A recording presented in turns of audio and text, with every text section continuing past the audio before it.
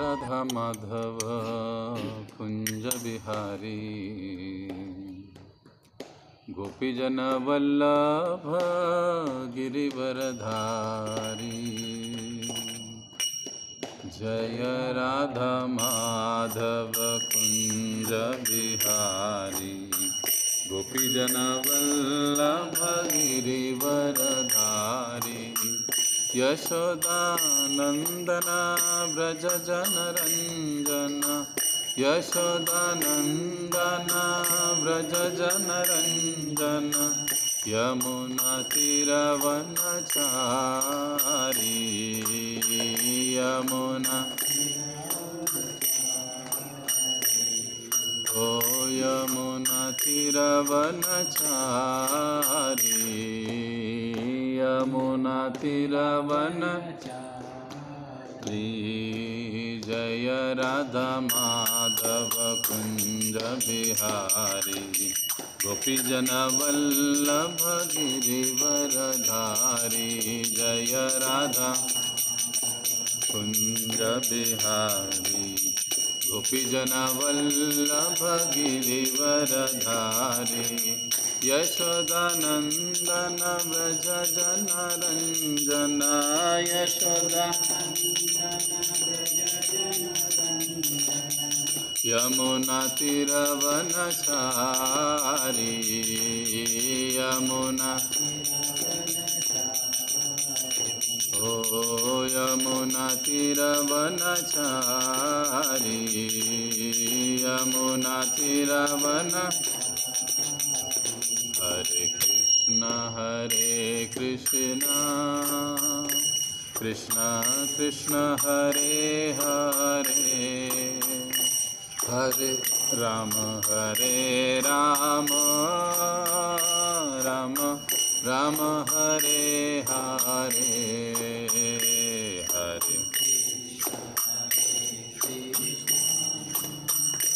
कृष्ण कृष्ण हरे हरे हरे राम राम हरे हरे कृष्ण कृष्ण कृष्ण हरे हरे हरे राम राम हरे हरे हरे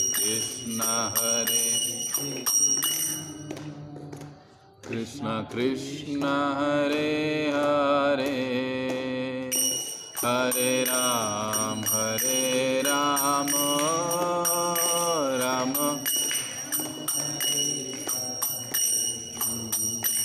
हरे कृष्ण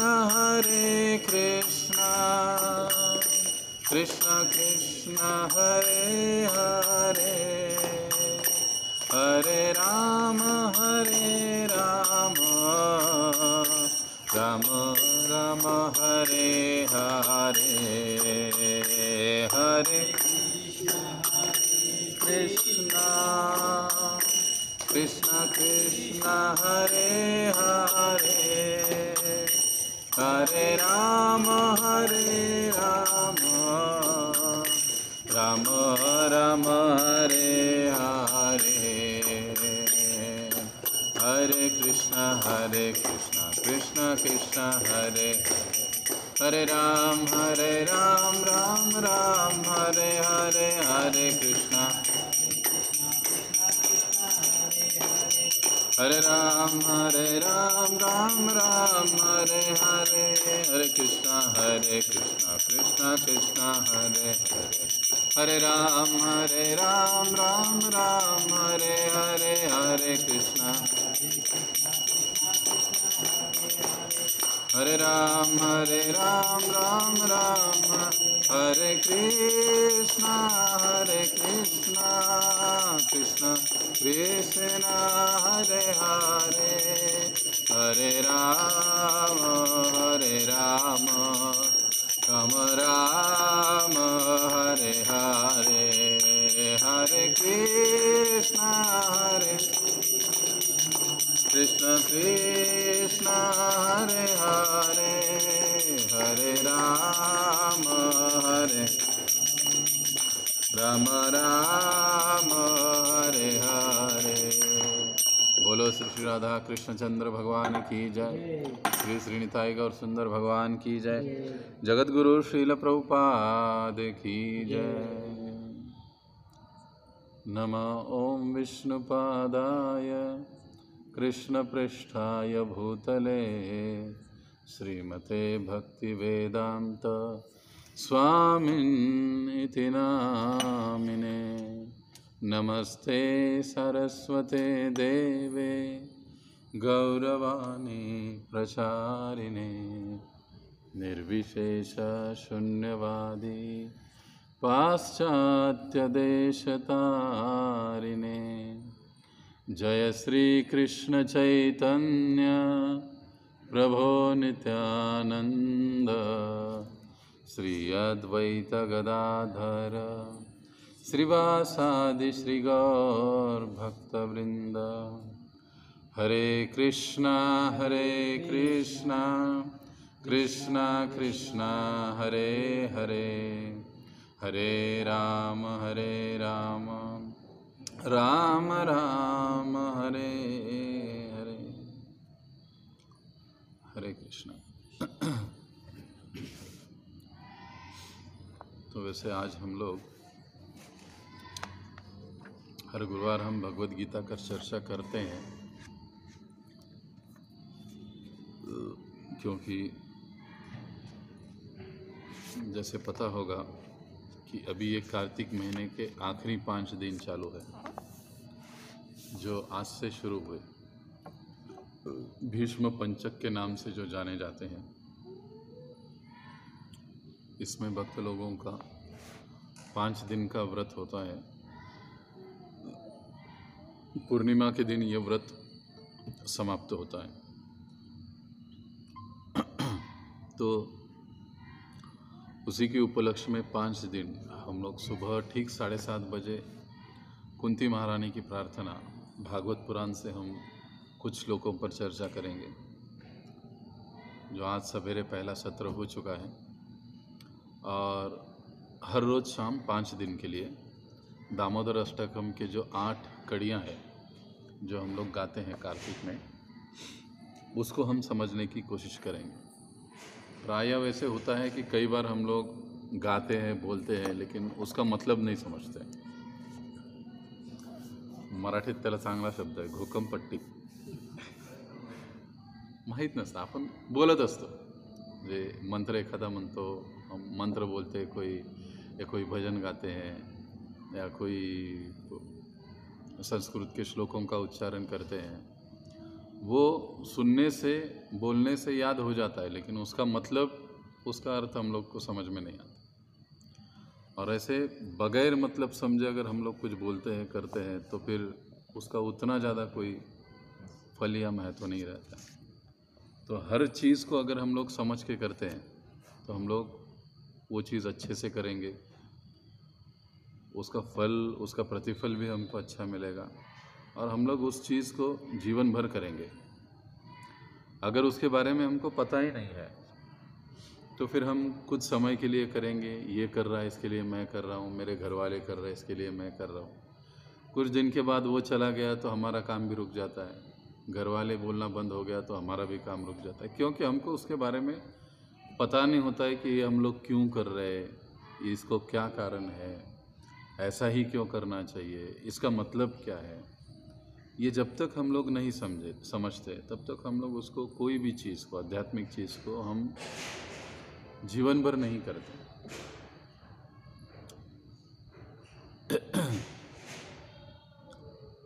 तो इसीलिए जो भी हम लोग गाते हैं, अब ये जो गुरुवार का हमारा जो चल रहा है, अभी अगले गुरुवार से हम लोग अपना सिलेबस लॉन्च करेंगे कि हम लोग इसमें पूरा साल क्या सीखने वाले हैं।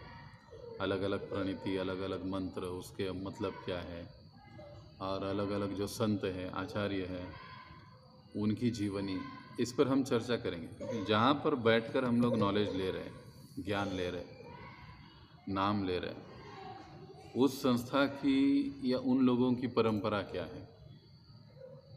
ये सारे फ़ोटो तो हम लोग अल्टर में देखते, लेकिन वे कौन है, क्या है, उनका क्या महत्व है। सीधे शब्दों में एथेंटिसिटी, अधिकृतता क्या है, उन सारी चीज़ों को हमको अच्छे से समझना अभी प्रारंभ में ज़रूरी है। अगर इस लेवल पर हम लोग इस चीज़ को समझेंगे तो फिर हम लोग पक्का पकड़ के रखेंगे।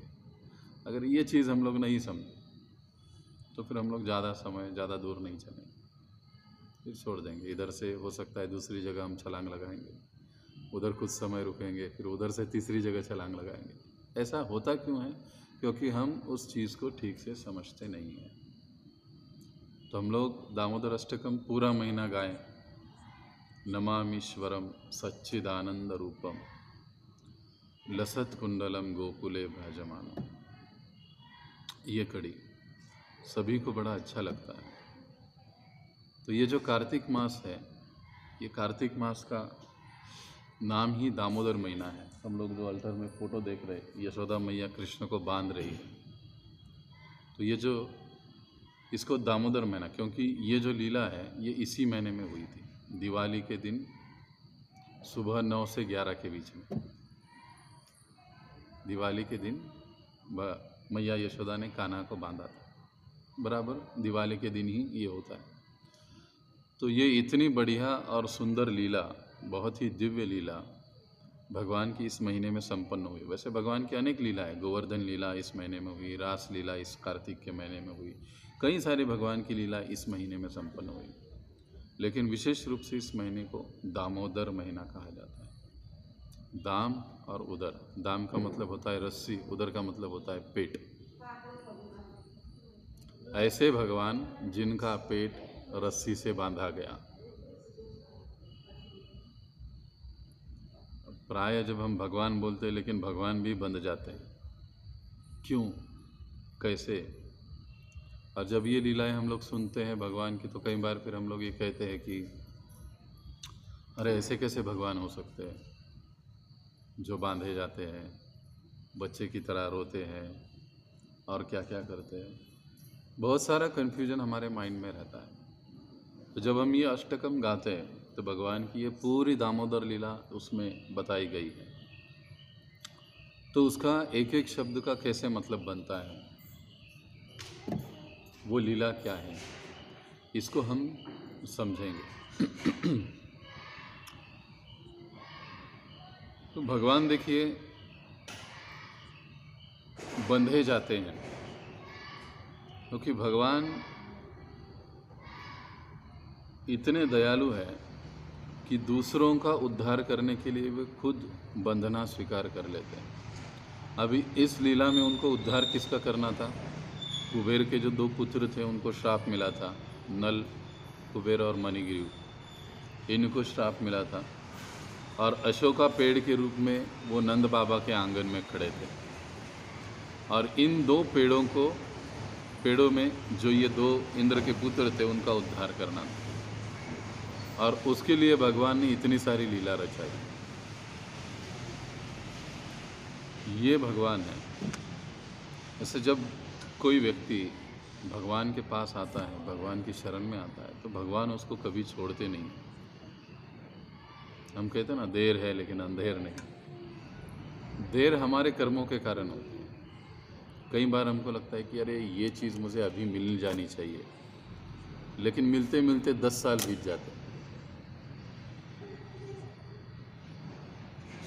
अगर हम भगवान के पास है, भगवान के शरण में है, और फिर भी हम लोग ये इच्छा करते हैं कि ये चीज़ मुझे अभी मिलनी चाहिए, लेकिन कई बार ये होता है कि वो चीज़ मिलते मिलते हमको कुछ महीने, कुछ साल, कुछ दिन लगते हैं। तो ये हमारे भाग्य और कर्म की बात है। हो सकता है अब ये चीज़ मिलने के लिए हमको 1 जन्म लग रहा था, लेकिन क्योंकि अभी हम लोग भगवान के साथ है, भगवान के शरण में है, तो भगवान वो इसी जन्म में आपको दे देंगे। आपकी क्षमता, आपकी कैपेसिटी आगे आपको मिल जाएगी। तो भगवान के शरण में जो कोई भी व्यक्ति आता है उसका हमेशा कल्याण होता है। और ये सारा जो दामोदर अष्टकम है, इसी भगवान की कृपा को, भगवान के करुणामय रूप को दिखाता है, जिसको लिखा है सत्यव्रत मुनि नाम के एक मुनि ने। ये पूरा अष्टकम लिखा है, और ये सारा जो दामोदर अष्टकम गाया जाता है विशेष रूप से राधा रानी की प्रसन्नता के लिए। उनको दीप अर्पण किया जाता है इस महीने में, हर रोज़ सुबह शाम घी का दिया अर्पण किया जाता है, ताकि भगवान की प्रसन्नता हमें प्राप्त हो। तो अब जो पहला हम कड़ी गाते हैं, नमामीश्वरं सच्चित् आनंदरूपम लसत्कुण्डलं गोकुले व्रजमानम् यशोदाभियोलुखलाधवमानम् परामृष्टमत्यन्ततो धृत्यगोप्याम्। अब ये जो पहली कड़ी है, पहले कड़ी का पहला शब्द हम देखते हैं नमामि, मैं नमन करता हूँ या मैं नमन करता हूँ। तो इस नमामि शब्द के माध्यम से सत्यव्रत मुनि एक प्रकार से भगवान की शरण ले रहे हैं कि हे प्रभु नमामि, मैं आपको नमन करता हूँ। देखिए, हम नमन उनको करते हैं जिनके पास हमको जाना होता है। अगर जाना नहीं होता है तो हम लोग उसको नमन करने का कोई सवाल ही पैदा नहीं होता। तो भगवान के आश्रय में जाने का पहला जो कदम है वो उनको नमन करना, उनको भगवान समझते हुए। नमामि ईश्वरम, मैं आपको नमन करता हूँ, मैं आपको शरण आ रहा हूँ। और जो कार्य शरण लेकर किया जाता है या जो कार्य नमनता के साथ किया जाता है उसको भक्ति कहा जाता है। भक्ति में शरणागति होना ज़रूरी है। जब शरण लेकर हम भगवान का कोई काम करते हैं, मान लीजिए अब जैसे प्रभु जी यहाँ पर आए, आने के बाद उन्होंने भगवान को प्रणाम किया और ये चटाई बिछा दी। उन्होंने क्या किया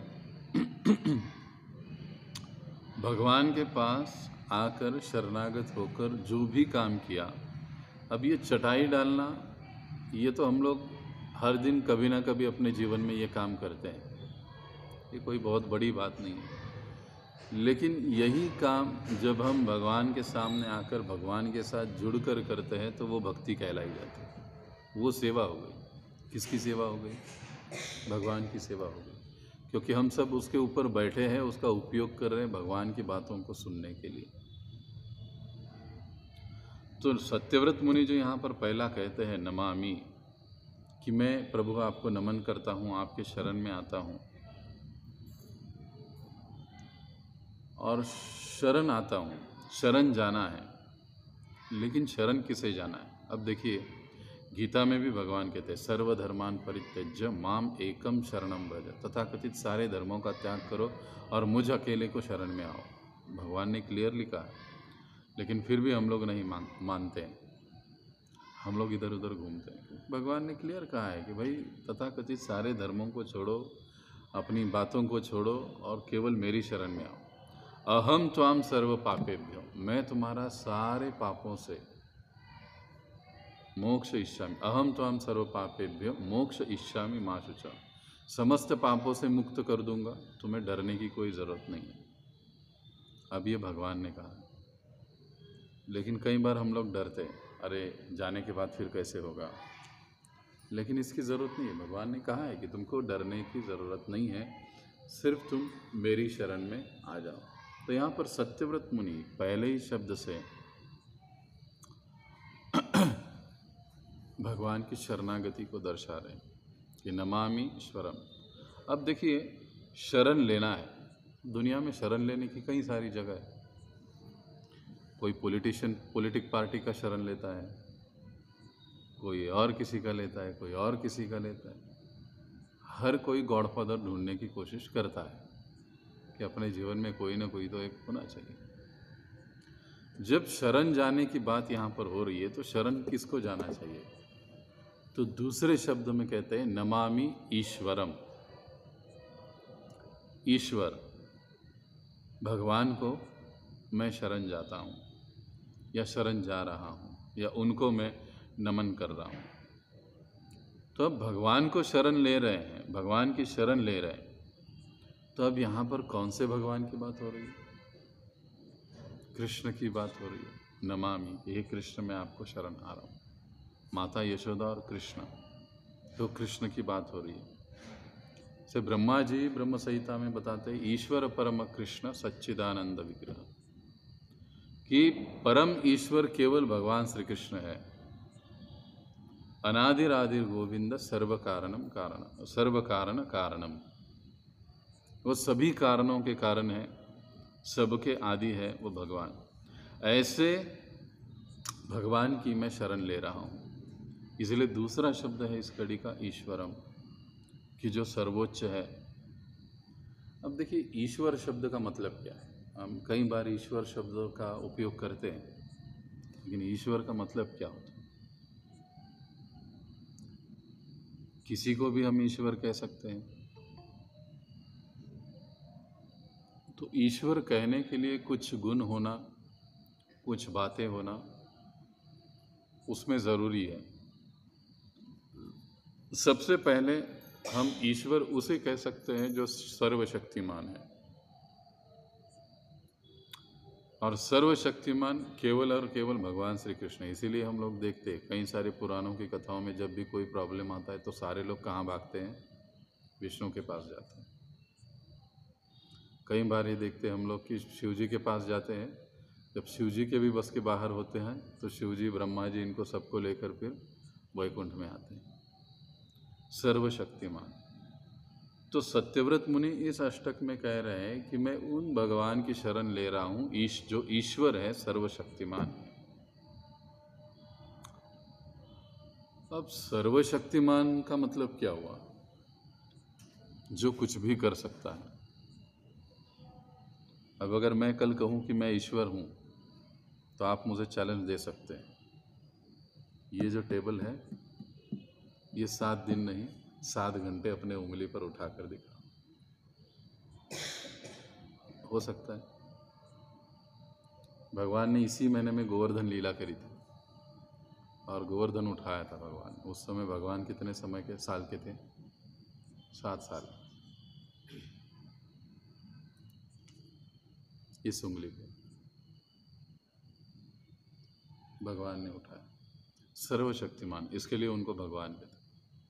प्रभुपाद जी कई बार मजाक से कहते हैं जो कोई भी भगवान कहता है उसको कहो कि कोई चीज़ बस 7 मिनट बिना हिले उठा कर दिखाए तो पता चले।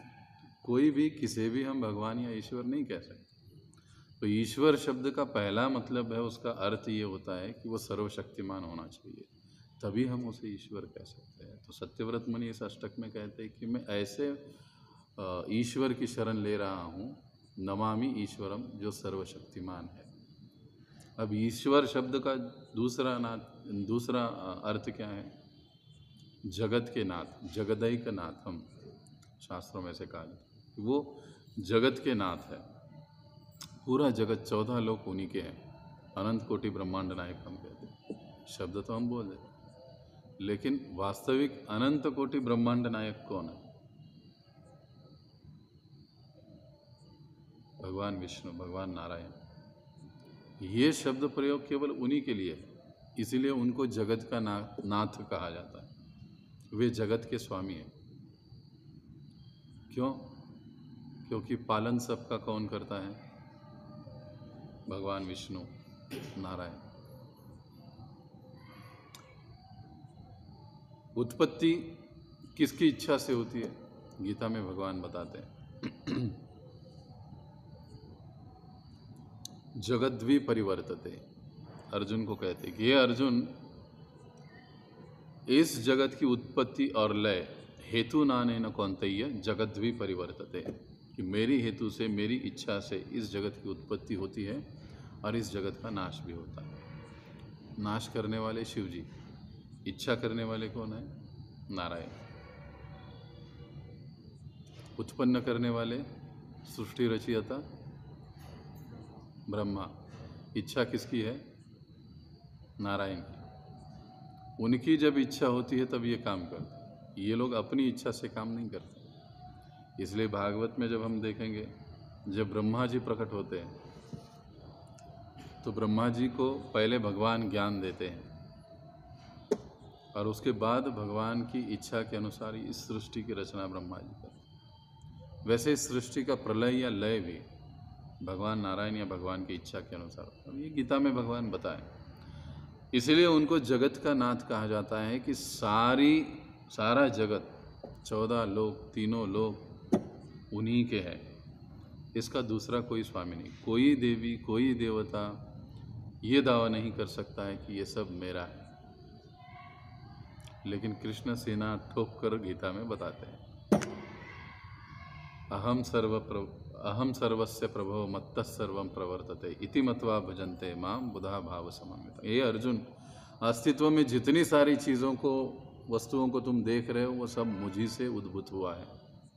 अहम सर्वस्य प्रभो, सभी चीज़ों में मैं हूँ, सभी वस्तुओं में मैं हूँ, और अहम सर्वस्य प्रभो, सभी कुछ मुझसे ही आता है। ये जानकर जो मुझे भजता है, इति मत्वा भजन्ते माम, ऐसा व्यक्ति बुद्धिमान है। बुधा भाव समन्विता, ऐसा व्यक्ति बुद्धिमान माना जाता है। तो ईश्वर का दूसरा मतलब है जो जगत के नाथ है, समस्त सृष्टि के स्वामी है। अब अगर कल मैं कहूँगा कि मैं ईश्वर हूँ तो मुझे साबित करना पड़ेगा कि एक बिल्डिंग अपनी बनाते बनाते हमारा जीवन निकल जाता है लेकिन भगवान, सब कुछ भगवान का है। तो सत्यव्रत मुनि कहते हैं कि भाई मैं ऐसे भगवान की, ईश्वर की शरण ले रहा हूँ जो सर्वशक्तिमान है और वो सारे जगत के स्वामी है, नाथ है।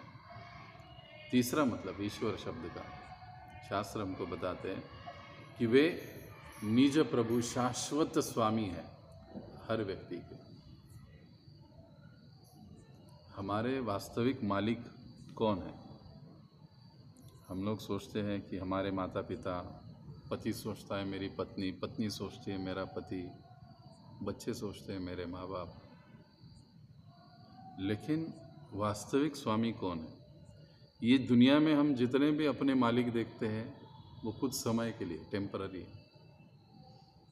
पिछले समय हमारे माँ बाप कौन थे पता नहीं, अगले समय हमारे पति या पत्नी कौन होंगे पता नहीं, अगले समय या पिछले समय हमारे माता पिता या हमारे बच्चे कौन हैं, कौन थे पता नहीं, कोई नहीं जानता। या वही रहेंगे इसकी कोई भी गारंटी नहीं। इस जन्म में जो मेरे माता पिता है वो मेरे अगले जन्म में रहेंगे, या इस जन्म में मेरे जो पति पत्नी है वो अगले जन्म, कोई नहीं।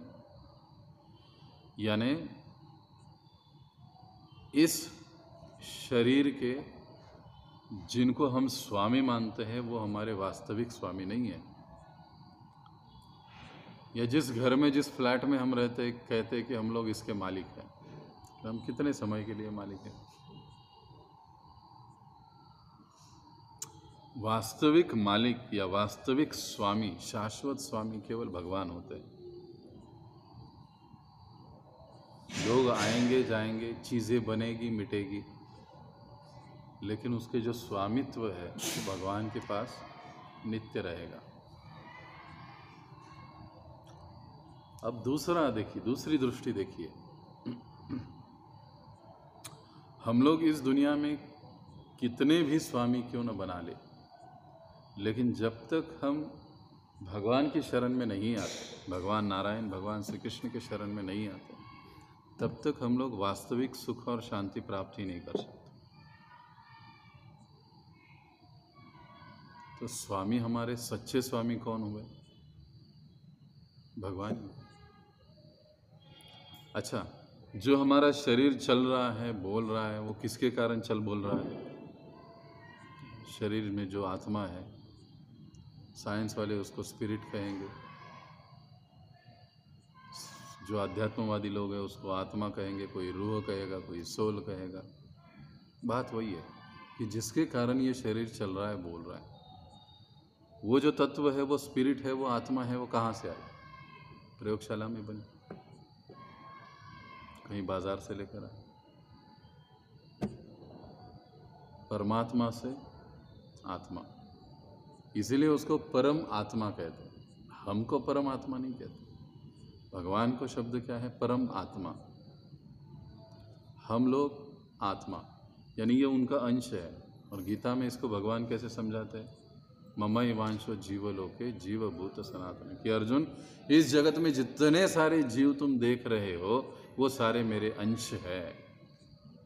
भगवान अंशी, यानी भगवान परमात्मा है, हम उनके अंश आत्मा हैं। तो हमारे एक्चुअल में स्वामी कौन हुए? हर समय के लिए वो भगवान ही है। तो जब तक हम ऐसे शाश्वत स्वामी के पास नहीं जाते अपने, तब तक हम लोग सुख और शांति नहीं प्राप्त कर सकते। तो सत्यव्रत मुनि यहाँ पर बता रहे हैं कि मैं ऐसे भगवान की शरण ले रहा हूँ जो सर्वशक्तिमान है, जो जगत के स्वामी है और जो शाश्वत स्वामी है। जगत के नाथ है, जगत के मालिक है, जो शाश्वत नाथ है, जो मैं चाहे किसी भी शरीर में जाऊं, परमात्मा हमारे साथ रहता है हृदय में। माता पिता साथ छोड़ देते, पति पत्नी एक दूसरे का साथ छोड़ देते, बच्चे साथ छोड़ देते, लेकिन भगवान हर शरीर में हमारे साथ रहते हैं, आत्मा के साथ रहते हैं। अभी आएगा, अभी आएगा, अभी आएगा, अभी आएगी। इसलिए महाराष्ट्रामध्ये म्हणून संत काय म्हणतात? युगे 28 विटेवरी उभा, वामांगी रखुमाई जैसे दिव्य शोभा। 28 युगों से वो कमर पर हाथ देकर खड़ा रहा है। क्यों? उसको वेटिंग मूड कहा जाता है। Waiting mood. वाट बघून बघून थकलो की आपला स्वाभाविक हात कुठं जातो?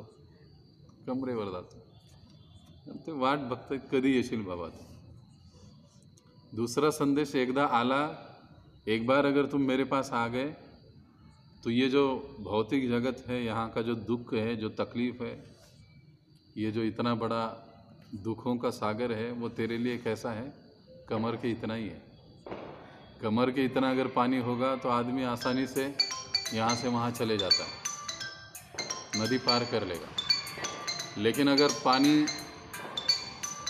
कमर से ऊपर ज़्यादा रहेगा तो पार करना दिक्कत है।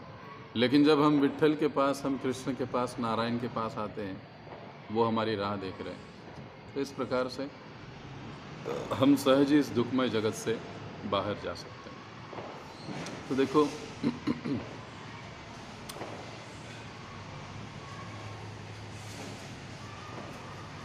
इस प्रकार से सत्यव्रत मुनि कहते हैं कि नमामि ईश्वरम।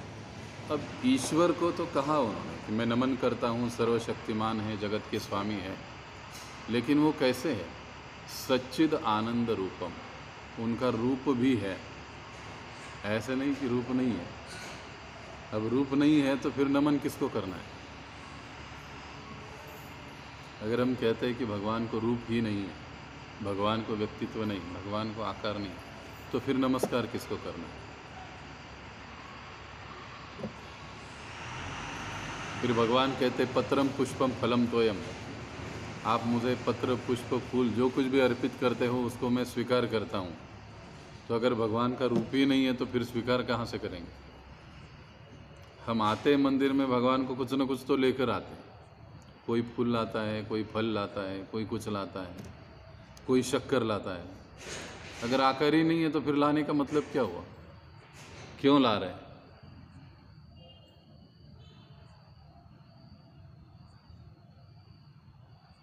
तो इसका मतलब ये धारणा जो है वो सही नहीं है। इसलिए सत्यव्रत मुनि यहाँ पर हमको समझा रहे हैं कि ऐसे ईश्वर की शरण में रह रहा हूँ जो सत, चित और आनंदमय है। उनका रूप कैसे? सत्य यानी शाश्वत, चित यानी पूर्ण ज्ञानमय, और आनंद यानी पूर्ण आनंदमय।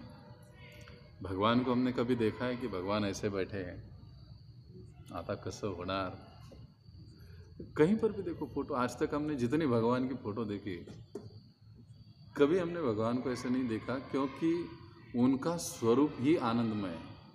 और प्रभुपाद जी समझाते कि जैसे अग्नि है, आग जल रही है, उसमें अगर लोहे की सलाई हम लोग डाल देंगे तो कुछ समय में वो भी लाल हो जाती है, और वो सलाई अगर हम किसी दूसरे चीज़ को लगाएंगे तो वो भी चीज़ जलने लग जाती है। अब सलाई में अग्नि का गुण आ गया, कैसे? वो अग्नि के संपर्क में आ गई इसके लिए। ठीक वैसे ही जो आनंद कंद भगवान है, आनंदमय भगवान है, जब हम इनके संपर्क में आ जाते हैं तो हम भी स्वाभाविक ही आनंदमय बन जाते हैं, आनंदी बन जाते हैं। इसलिए हम लोग देखते हैं ना, हरे कृष्णा वाले लोग हंसते गाजते नाते खाते रहते हैं। क्यों? क्योंकि वो भगवान के साथ है, उनको पता है जो होना है वो होना है, मेरा जो काम है वो मैं कर रहा हूँ। डिप्रेशन नहीं, हरे कृष्णा वाला कारण इसका ये मुख्य कारण है, सच्चित आनंदमय ऐसे भगवान के संपर्क में हम रहते हैं। अगर हम भी आनंदमय बनना चाहते, शाश्वत बनना चाहते, ज्ञानमय बनना चाहते, तो हमको फिर उनकी शरण लेनी पड़ेगी। सच्चित आनंद रूपम, तो उनका जो स्वरूप है भगवान का इस प्रकार से सच्चित आनंद रूपम। अब कई बार ये भी होता है कि फिर भगवान का जो रूप है वो भगवान का रूप हमारे जैसे साधारण रूप है क्या?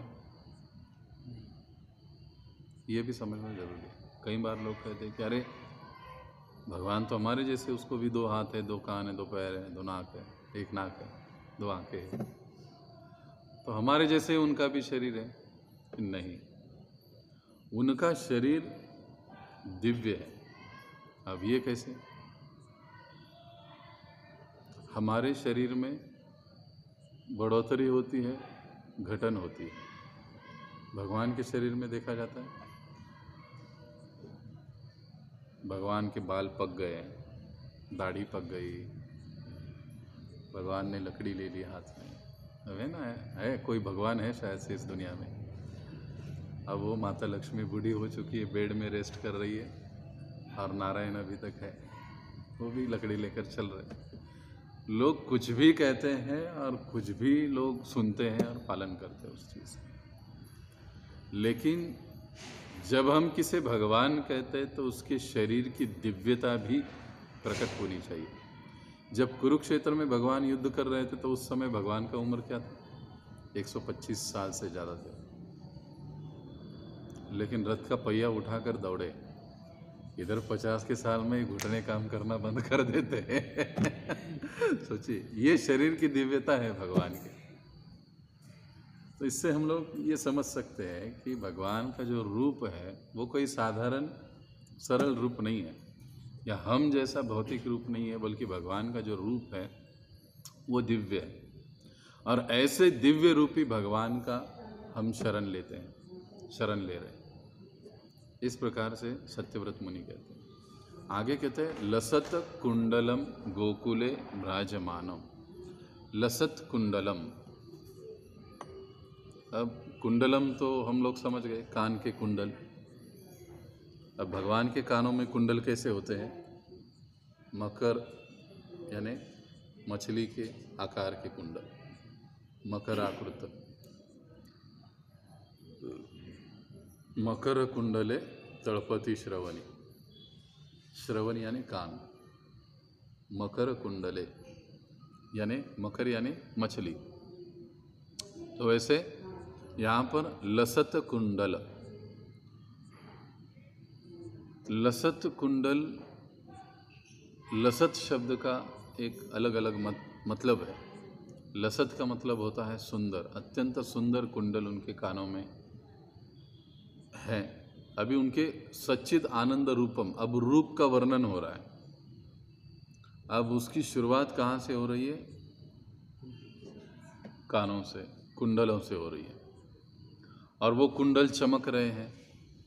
लसत का और दूसरा मतलब है चमक रहे हैं, तीसरा मतलब है वो हिल डुल रहे हैं, और चौथा मतलब है लसत शब्द का कि वो सर्वोच्च है। वो जो आभूषण है भगवान के कर्ण कुंडल, वो सर्वोच्च आभूषण है।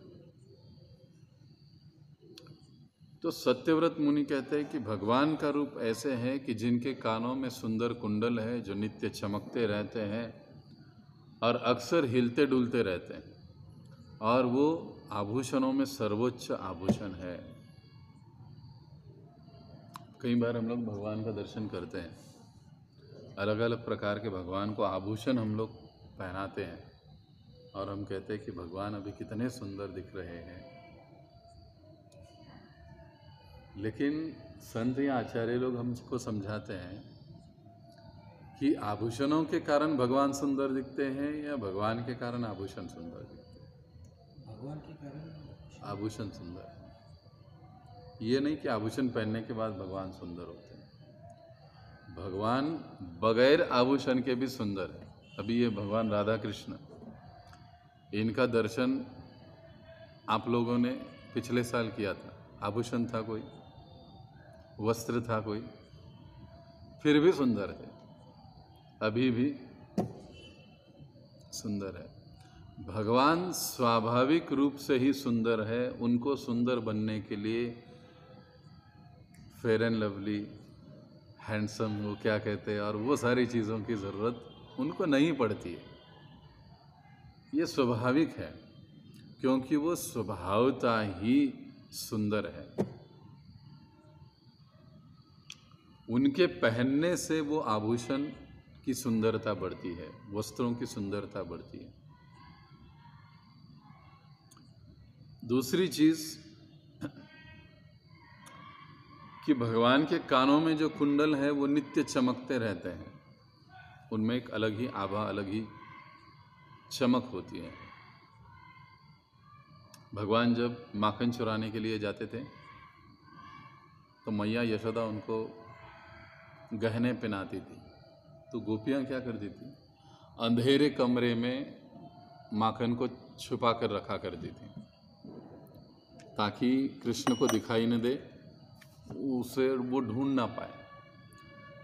लेकिन अब कमरे में अंधेरा होने के बाद जैसे जैसे ये कमरे में घुस जाते तो उनके शरीर पर जो आभूषण होते तो उन मणियों की चमक के कारण वहाँ पर उजाला हो जाता था और वो मटकियाँ कहाँ पर रखी वो दिख जाती। तो अब गोपियाँ जब मैया यशोदा के पास आती वो कहती है कि अरे हम लोग माता यशोदा को कंप्लेंट जब करती तो माता यशोदा करती कहीं दूर रखो, अंधेरे में रखो जिससे उसको नहीं मिलेगा।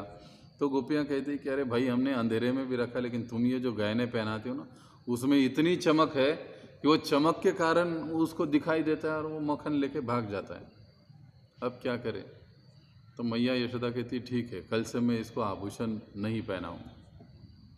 तो फिर दूसरे दिन से कन्हैया को वो आभूषण, गले के बाजूबंद, ये सारी चीज़ें मैया ने बंद कर दी पहना। अब सब गोपियों के लगा गोपियों की कि आप कैसे चोरी करें। और जब दूसरे दिन कुछ भी नहीं पहना और अंधेरे कमरे में गए तो गोपियाँ दूर से सारा देख रही थी कि अब ये ढूंढेगा कैसे। लेकिन जैसे ही कान्हा उस कमरे में गए, अंधेरे कमरे में, उनके शरीर से ही स्वाभाविक ऐसे तेज निकल रहा था कि उनको अंधेरे रूम में एकदम उजाला हो गया और सारी मटकियाँ दिख गई। अब गोपियों को आश्चर्य हुआ, ये कैसे हो सकता है? अभी तो इसने गहने भी नहीं पहने, लेकिन फिर भी इसके शरीर से जो चमक निकल रही है, जो प्रकाश निकल रहा है, उसके कारण उसको सब दिखाई दे रहा है। अब फिर से मैया यशोदा के पास गोपियाँ जाती है, कहे देखो ऐसी ऐसी बात है, फिर भी उसने चोरी कर ली। तो मैया यशोदा कहने लगी भाई अभी तो मैंने गहने निकाल दिए, उसके आभूषण तो मैंने पहन नहीं, गहने निकाल दिए, लेकिन उसके शरीर से जो तेज प्रकट होता है उसके कारण उसको दिखाई देता है। तो मैया यशोदा कहती कि मैं कुछ नहीं कर सकती। भगवान के शरीर, आभूषण आदि में अलग ही प्रकार की आभा, चमक नित्य रूप से विराजमान रहती है। लसत कुंडलम, भगवान के जितने भी आभूषण हैं, देखिए तुकाराम महाराज जी ने भी दो आभूषणों का ही जिक्र किया है, एक कौस्तुभ मणि और दूसरा मकर कुंडल, तड़पति श्रवणी, मकर कुंडल। अब लेकिन कुंडलों को सर्वोच्च कहा गया है, क्योंकि जब भी कान के कुंडल हिलते हैं तो उनका स्पर्श भगवान के अधरों से, होठों से होता है। एकमात्र वो आभूषण ऐसे हैं कि जो निरंतर भगवान के होठों से स्पर्श करते रहते हैं। अब जो बांसुरी है भगवान की, वो भी बांसुरी भगवान कभी कभी साइड में रख देते हैं, लेकिन जो कुंडल हमेशा उनके कान में रहते हैं, जैसे ही भगवान की हलचल होती है वो कुंडल भी हिलते हैं और जिससे उनके अधरों को स्पर्श होता है। इसलिए आचार्य लोग कहते हैं कि ये सर्वोच्च गहना है। अब देखिए, भगवान का प्रत्येक गहना भगवान का भक्त है, ये समझना ज़रूरी है। आध्यात्मिक जगत में, वैकुंठ में हर वस्तु का अपना स्वरूप है। भगवान के हाथ में शंख है, चक्र है, गदा है, पद्म है, उनका अपना एक स्वरूप है। वो व्यक्ति है जो भगवान की सेवा के लिए उस रूप को उन्होंने धारण किया है। तो भगवान के जो हर गहने हैं वो भक्त होते हैं। धूल भी वृंदावन की कहा जाता है कि वो उनका एक व्यक्तित्व है। नदियों का अपना व्यक्तित्व है, पहाड़ों का अपना व्यक्तित्व है। तो ऐसे जो सुंदर भगवान हैं, जब ऐसे भगवान के हम लोग भक्त बनने की कोशिश करते हैं तो हम लोग भी स्वाभाविक रूप से सुंदर हो जाते हैं। देखो, सुंदर दिखने की चाह हर एक को होती है, इसके लिए कॉस्मेटिक का मार्केट इतना गर्म है, क्योंकि हर एक को सुंदर दिखने की चाह है। अलग अलग प्रोडक्ट मार्केट में आते हैं, लेकिन वास्तविक सुंदरता शरीर की नहीं बल्कि हमारी अंदर की आत्मिक सुंदरता होती है। और हम अंदर से जितना सुंदर होते हैं ना, वो सुंदरता अपने आप चेहरे पर झलक जाती है, हमारे व्यवहार में झलक जाती है। हमारे डे टू डे लाइफ में हम लोग जो भी व्यवहार करते, व्यापार करते लोगों के साथ, उसमें झलक जाती है अंदर अगर सुंदरता हो। तो अगर हमको वास्तविक सुंदरता चाहिए तो हमको भगवान के साथ, भगवान के पास आना होगा, उनकी शरण में आना होगा। गोकुले भ्राजमानम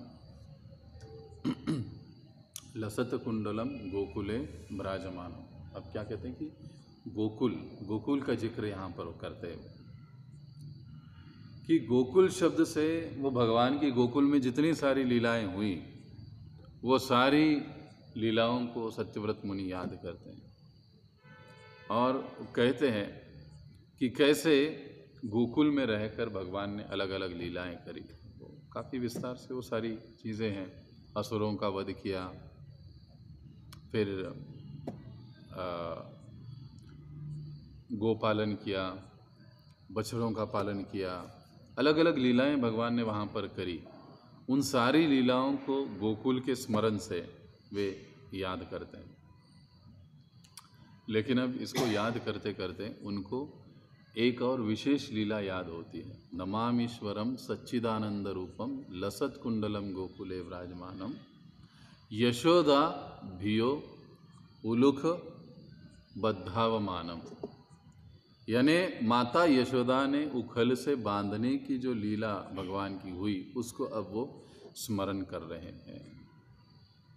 और इसमें हम लोग सभी जानते हैं कि दिवाली के दिन में खाने के लिए भी विशेष बनाया जाता है। अब क्योंकि कान्हा की कंप्लेंट बहुत बढ़ रही थी कि हर एक के घर में माखन चोरी करता है, तो मैया यशोदा सोचने लगी थी कि हो सकता है मेरे घर का माखन अच्छा नहीं बनता होगा, इसीलिए दूसरे के घर में जाकर माखन खाता है। क्योंकि यशोदा नंद महाराज के घर में कई सारे दास दासियाँ, नौकरानियाँ सेवा के लिए, काम के लिए होती थी। तो वो सारी जो दासियाँ, नौकरानियाँ हैं, वो माखन निकालने का कार्य करती थी। तो माता यशोदा सोचने लगी कि हो सकता है कि ये लोग ठीक से नहीं निकालते होंगे, करते होंगे, इसका स्वाद अच्छा नहीं लगता होगा। अब कल के दिन मैं खुद माखन बनाऊंगी कान्हा के लिए, फिर देखती हूँ कैसे दूसरों का माखन खाएगा। और मैया यशोदा ने तैयारी आरंभ कर दी। सुबह जल्दी उठकर उन्होंने, अब ये बहुत बड़ा वर्णन है, 9 लाख गाय नंद महाराज जी के पास थी। 9 लाख गाय। अब आप कहोगे कि प्रभु जी ऐसे कैसे? केवल अकेले नंद महाराज जी के पास 9 लाख गाय थी, बाकी गोपों के पास फिर अलग अलग थी। उतने गायों को लेकर भगवान चराने के लिए उनको लेकर जाते थे वन में, और 1 लाख के 12,000 करके नहीं आते, 1 लाख के 1 लाख ही वापस आते थे, या 9 लाख के 9 लाख ही वापस आते थे।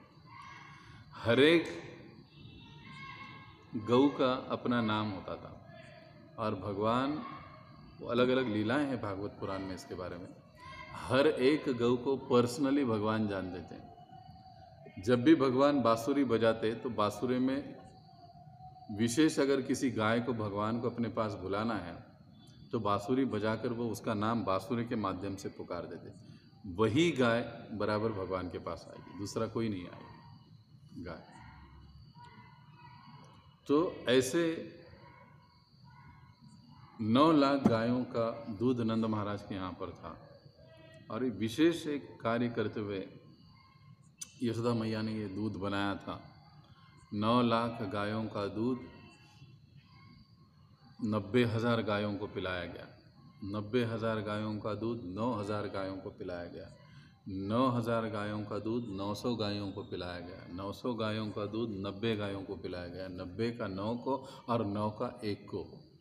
ऐसी उस गाय का नाम भूल गया मैं। उस गाय का दूध फिर मैया यश, हाँ right, Padmagandha, thank you very much. तो ऑनलाइन भी कई सारे लोग सुन रहे हैं। तो उस गाय का दूध निकालकर फिर उसको उबालने के लिए रखा गया। और दूध जब तक उबल रहा है, मैया यशोदा अब मटकी में दही को मथने का कार्य कर रही है और कान्हा सोए हुए हैं अभी तक आराम के साथ। अब कुछ समय बीत गया, सुबह दिवाली का दिन है, लेकिन जब भगवान कान्हा उठे, हर रोज़ तो उठी उठी गोपाला माता यशोदा जाती थी, भगवान को उठाती थी। आज तो काम इतना था कि बेचारी जा ही नहीं पाई उठाने के लिए। लेकिन भगवान अपने आप उठ गए। कान्हा देख रहे इधर में, मैया दिखाई नहीं दे रही, कोई दिखाई नहीं दे रहा, मैं अकेला ही उठ गया, आज मेरे पास कोई नहीं। गुस्सा आ गया, ज़ोर ज़ोर से रोने लगे। लेकिन रोने के बाद भी मैया यशोदा ने इतना ध्यान नहीं दिया, वो अपने कार्य में व्यस्त रही। लेकिन भगवान फिर जैसे तैसे करके उस पलंग से उतर गए और घुटनों पर चलते चलते मैया यशोदा तक हॉल में आ गए, हमारी लैंग्वेज में। और नंद महाराज का भवन यानी आज का 1 BHK नहीं, वो बहुत बड़े बड़े रूम्स, हॉल आदि सारा वर्णन, सब वर्णन भागवत में आता है। तो वहाँ से आ गए जहाँ पर मैया यशोदा दधी का मंथन कर रही थी। तो पीछे से आकर उन्होंने मैया के पल्लू को पकड़ा और खींचने लगे। मैया समझ गई कि अब इनको भूख लगी है और उनको उठाकर गोदी में अपना काम रोक दिया उन्होंने, सेवा को, और स्तनपान कराने लगे। इतने में उनको अंदर से किचन से कुछ आवाज़ आ गई कि दूध उबलकर चूल्हे में गिर गया। तुरंत कान्हा को गोदी से उठाकर नीचे बिठा दिया और वो किचन में भाग गई। अब जैसे वो भाग गई तो कान्हा को बड़ा गुस्सा आ गया, अरे मुझे भूख लगी है, मुझे दूध पिलाने से और भी इम्पोर्टेंट क्या काम हो सकता है। ये ज़ोर ज़ोर से रोने लगे, हाथ पैर। या यशोदा अंदर चली गई और फिर वो दूध उतारने वगैरह काम में लग गई। इतने में कान्हा ने क्या किया, वो मथनी ले ली और वो मटका फोड़ दिया। पूरे कक्ष में, रूम में वो दही दही हो गया पूरा। और अब क्योंकि फोड़ दिया गुस्से में, तो लेकिन अब समझ गए कि मैया गुस्सा करेगी, अब डांटेगी, तो डर के मारे वहाँ से वो भाग निकले। जैसे तैसे करके वो निकल पड़े। लेकिन क्योंकि दही में पैर पूरे भर गए थे, तो सारे पैरों के निशान घर में लगते चले गए, दूसरे कक्ष में चले गए। वहाँ पर जाकर वे देखा कि ऊपर मटके में माखन है। तो कुछ गोप बालक, कुछ बंदर वहाँ पर आ गए और वो कहने लगे कि देखो हमको माखन खाना है। पास ही में उखल बंधा हुआ था, वो उखल लेकर आए सब गोप बालक, और उसके ऊपर एक के ऊपर एक चढ़ गया और सबके ऊपर कान्हा चढ़ गया। और अब वो जो मटकी है वो नीचे खींचने की, उसमें से माखन निकालने की कोशिश हो रही है। माखन हाथ में आ गया, सबने खा लिया, कान्हा ने खा लिया, और खाने के बाद बंदरों को भी खिलाया। और अब खाने के बाद भी मक्खन बचा तो एक दूसरे के ऊपर फेंकने लगे। ये रूम में चल रहा है। अब जनरली आप कहोगे कि इतना सब कुछ हो रहा है और मैया को सुनाई क्यों नहीं दिया। तो पहले ही बता रहा हूँ कि ये कोई 1 BHK 350 स्क्वायर फीट का नहीं है। ये बड़े बड़े कक्ष होते थे उस समय, पूरा महल था महाराज जी का भवन। तो इस रूम में ये सारा चल रहा है। मैया वहाँ से दूध उतार कर वगैरह सब कुछ करके बाहर आती है, देखती है तो कान्हा यहाँ पर नहीं है। सारे रूम में वो दही फैला हुआ है, मटकी टूट चुकी है। वो समझ गई कि अब ये सब कान्हा की करतूत है। बड़ा गुस्सा आ गया, एक छड़ी हाथ में ले ली और वो समझ गई कि अब ये पैरों के निशान से वो रूम में देखा तो सारे गोप बालक मज़े में अपना खेल रहे, माखन एक दूसरे के ऊपर डाल रहे। लेकिन जैसे ही मैया यशोदा की आवाज़ आ गई चलने की, पैरों की, कुछ गोप बालक खिड़की से कूदकर भाग गए। बंदर पहले ही निकल गए। लगभग दूसरे जैसे ही माता दरवाजे पर आ गई, बाकी के जो भी बचे थे कान्हा को वैसे ही छोड़कर सब लोग भाग गए। अब कान्हा अकेले ही बचे। अब कान्हा देख रहे माँ को, हाथ में छड़ी देख रही है मैया के, दिख रही है सारी छड़ी। और वो जैसे तैसे करके उखल से कूद गए नीचे और भागने लगे। और भागकर सीधे दूसरे दरवाजे से कक्ष की ओर आंगन में भागने लगे। अब माता यशोदा भी उनको पकड़ने के लिए पीछे पीछे भागने लगी, हाथ में छड़ी लेकर। अब भगवान डर गए। ये सारी लीला दिवाली के दिन ही हुई है। भगवान आगे दौड़ रहे, माता पीछे भाग रही है छड़ी लेकर।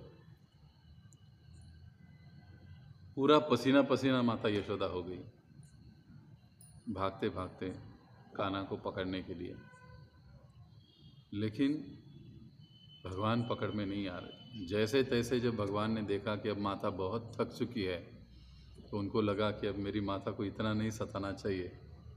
अपने आप को भगवान ने पकड़ा लिया।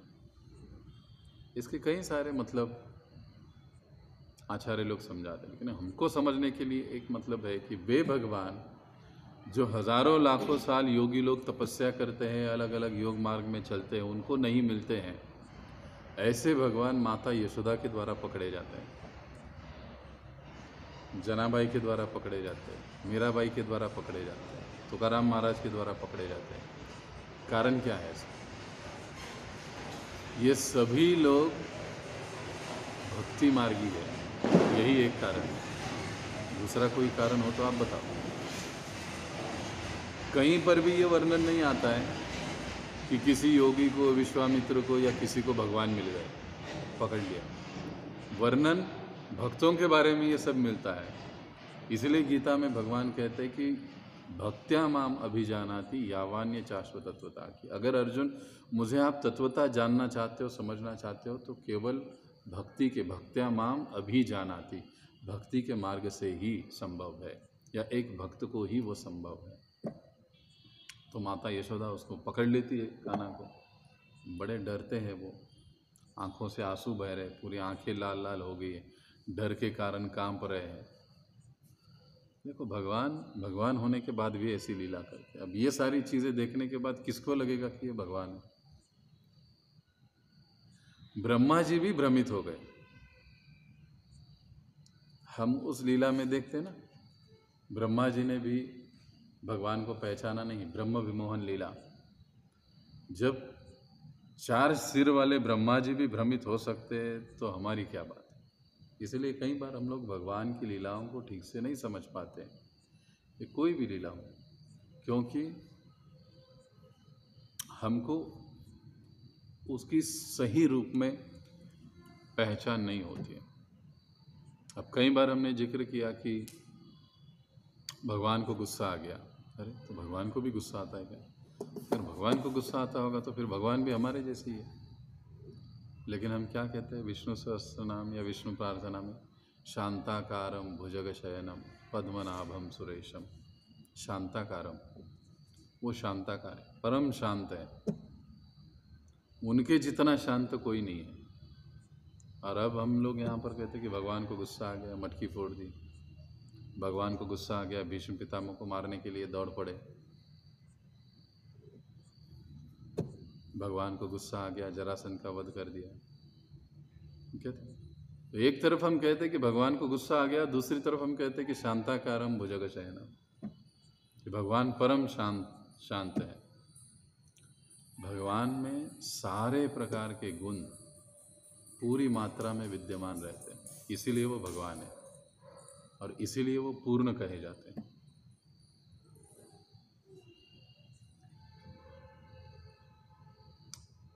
जो गुण हम इस भौतिक जगत में देखते हैं वो सारे गुण हमको भगवान में दिखाई देते हैं। उसका स्वरूप अलग हो सकता है, होता है, हो सकता नहीं, होता है। तो भगवान इस प्रकार से विरोधी बातों से युक्त रहते हैं, इसलिए कई बार हम लोग भ्रमित हो जाते हैं। लेकिन आचार्य लोग हमको बहुत अच्छे से समझाते हैं कि सारे प्रकार के गुण भगवान में पूर्ण रूप से विद्यमान होते हैं, इसके लिए उनको भगवान कहा जाता है। परामृष्टम अत्यंत ततोधृत्य गोप्याम, माता के भय से भगवान भागते हैं और भागते भागते अंत में माता यशोदा के द्वारा पकड़े जाते हैं। माता यशोदा के द्वारा पकड़े जाते हैं। तो ये जो भगवान को पकड़ने की योग्यता या शक्ति है वो केवल भक्ति के मार्ग में है। देखो, जिन भगवान से सभी डरते हैं, भगवान मैया यशोदा से डर के भागते हैं। ऐसे क्यों? क्योंकि माता उनकी एक परम कोटि की भक्त है, वो उनकी माता है, इसीलिए भयभीत है। वैसे ही नरसिंह रूप में जब भगवान आते हैं तो सभी देवी देवता भगवान से डरते हैं, लेकिन प्रहलाद डरते हैं क्या उनसे? लक्ष्मी जी भी डर जाती है। लक्ष्मी जी कहती है नहीं बाबा, ये मेरे नारायण नहीं है, ये पता नहीं, मैं नहीं जाने वाली। क्योंकि उनके क्रोध को शांत करना है तो अब कौन जाएगा आगे? एक भी देवी देवताएं तैयार नहीं होते। वहाँ पर शिव जी होते, ब्रह्मा जी होते, वहाँ पर लक्ष्मी जी होती है, इंद्र होते हैं, वरुण होते, सभी होते हैं, लेकिन कोई नहीं जा पाता है। नहीं, भगवान के सामने हम लोग नहीं जाएंगे, इतने क्रोधित है वो। लेकिन प्रहलाद कहते हैं मैं जाता हूँ, वो नहीं डरता। क्यों? क्योंकि भक्ति से भक्त भगवान को अपने वश में सहज ही रूप से कर देता है। तो ये जो दामोदर अष्टकम है, ये दामोदर अष्टकम का पहला जो कड़ी है वो हमको एक प्रकार से भक्ति के महात्म्य को या महत्व को भी समझाता है। पूरा दामोदर अष्टकम हमको इस बात को समझाता है, बताता है कि किस प्रकार से हमको भगवान की शरण लेकर हमको उनकी भक्ति करनी चाहिए। तो यहाँ पर पहला जो कड़ी था ये लगभग समाप्त होता है। किसी का कोई प्रश्न है तो आप पूछ सकते हैं।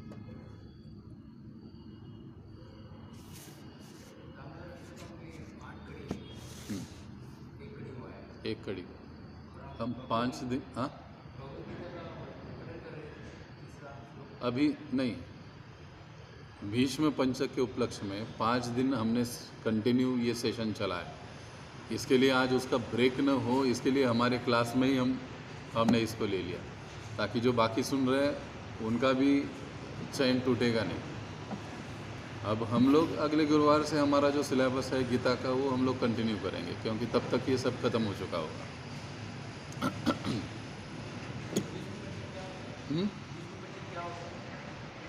ये 5 दिन का व्रत होता है।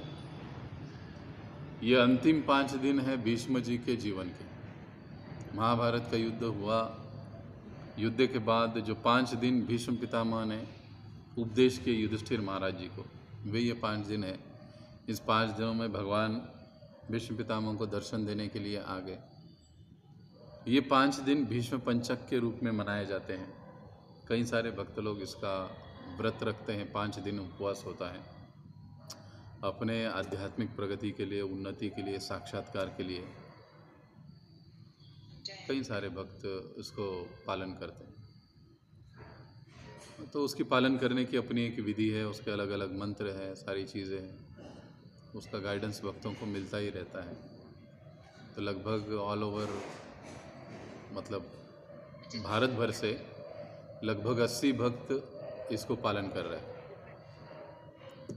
अलग अलग। अब ये केवल हमारे एक ग्रुप से ही, मेरे से जो संबंधित है उनकी ही बात चल रही है।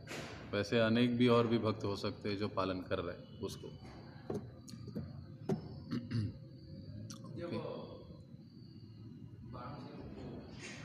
हैं तो उनकी जान नहीं चली जाती, वो उत्तरायण के लिए रुकते हैं, वो लगभग 41 दिनों तक रुकते हैं शायद। बराबर. हो बराबर आहे माताजी. भागवत कक्षा चालू होणार असेल तर लेफ्ट करा.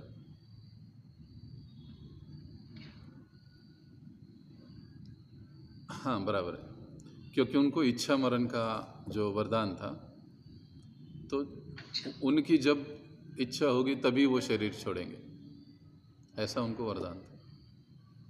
तो वो उत्तरायण के लिए तो रुके ही थे, लेकिन साथ ही साथ उनकी इच्छा थी कि अंतिम समय उनको भगवान कृष्ण का दर्शन लेना था, इसके लिए वो रुके थे.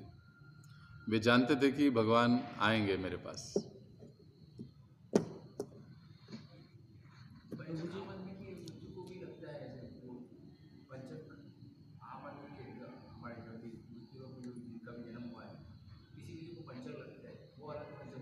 वो अलग होता है.